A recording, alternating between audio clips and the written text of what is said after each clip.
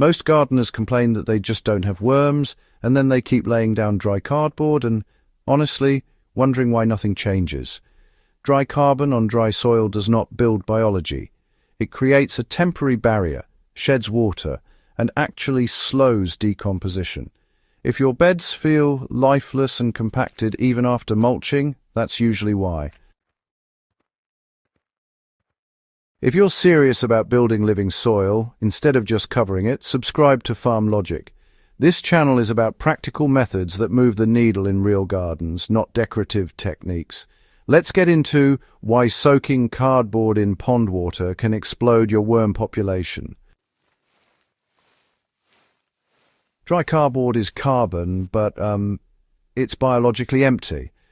Cardboard is mostly cellulose and lignin. It's a solid carbon source which worms eventually feed on through microbial breakdown.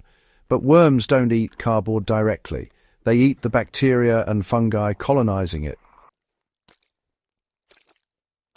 Alright, so here's what happens in a small 10 square meter garden.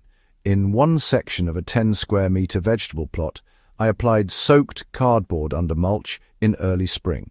Within about 4 weeks, worm activity increased noticeably. Castings appeared along the seams where cardboard overlapped. When I lifted a corner, I consistently counted 8 to 12 worms in a small handful of soil compared to just 3 or 4 in untreated sections. By mid-season, soil tilth improved. The top 10 centimeters became looser and darker. Water infiltration improved, especially after heavy rain. Instead of pooling, water moved downward through worm channels. Yield differences show up later. In that same plot, zucchini plants grown over the inoculated cardboard produced roughly 20% more by weight over the season compared to the untreated section. That's not magic. That's improved nutrient cycling and aeration. Raised beds respond even faster. Raised beds dry out quickly and often lack deep worm populations because the soil profile is limited. Soaked cardboard under compost acts like a biological magnet.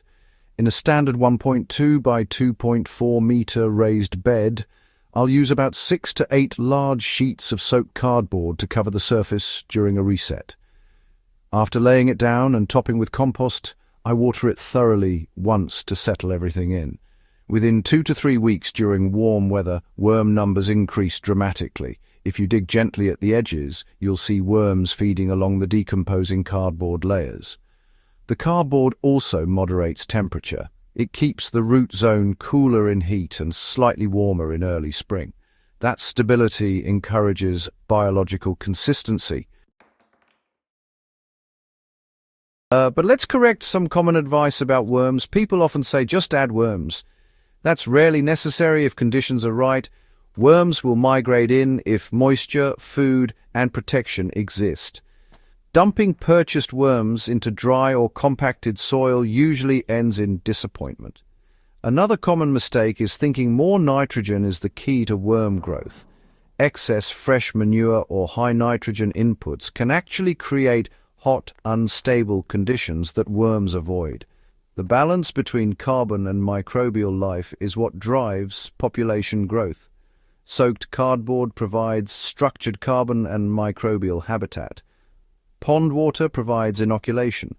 Compost on top provides additional nutrients. Together they create a stable feeding zone. Let's talk about trade-offs and precautions. If your pond is stagnant or contaminated, don't use that water. You want biologically active but not polluted water. Also, avoid glossy or heavily printed cardboard. Stick to simple brown corrugated material. In very wet climates, too much cardboard layered thickly can temporarily slow gas exchange. That's why I stick to a single layer overlapped slightly, never stacking multiple thick layers in production beds. In hydroponic systems, the principle still applies but differently. You're not adding cardboard to nutrient reservoirs. But in media beds for aquaponics or large grow bags, I've experimented with small amounts of shredded pond-soaked cardboard mixed into the top layer of mulch around plants.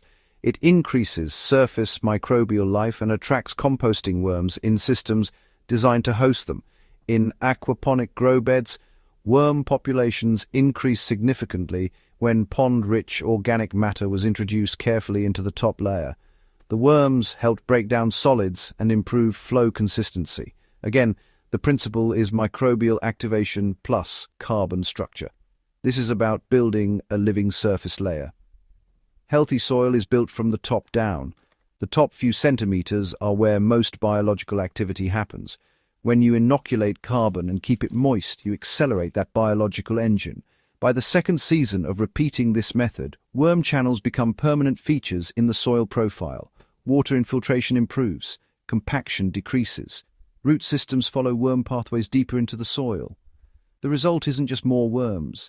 It's better nutrient cycling, improved soil structure, and stronger plant resilience during drought or heavy rain. Soaking cardboard in pond water is simple, but it works because it aligns with how soil ecosystems function. Carbon feeds microbes.